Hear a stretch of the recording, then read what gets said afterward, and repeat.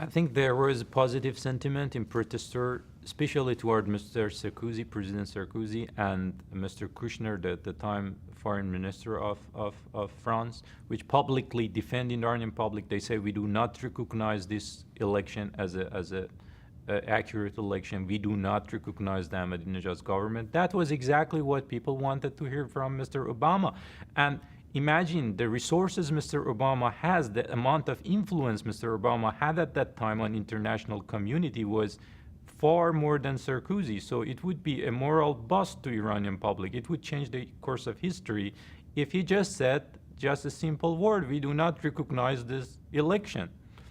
But he wouldn't came with that because he wanted to talk to Ahmadinejad. When you're planning to talk to someone, you have to recognize him came out of the ballot. But unfortunately for Mr. Obama and Iranian public, both they had different opinion. One were dying on the street of Tehran, and one they're trying to have their negotiations with Mr. Ahmadinejad going on.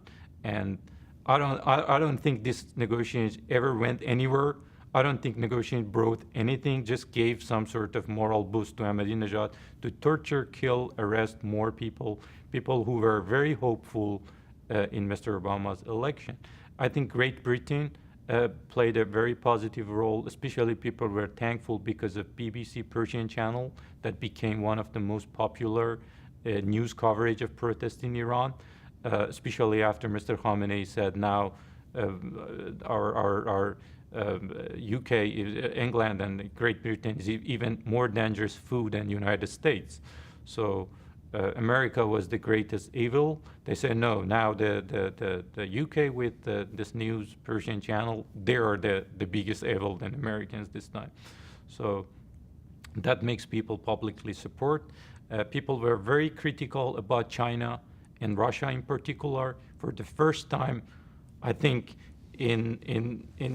I can't remember occasion in our history that somebody is chanting down with China in the streets of any country.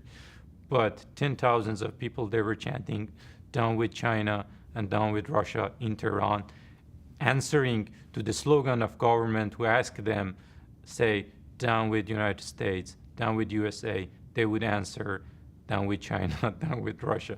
So I think, and I'm wondering how the very, very individual citizens of Tehran, how they had this whole amount of information about the world, the structure of international relation, or the balance of power in Security Council. They just were seeing Mr. Obama as somebody basically representing United States of America, which they love. But they can't understand where he's trying to go.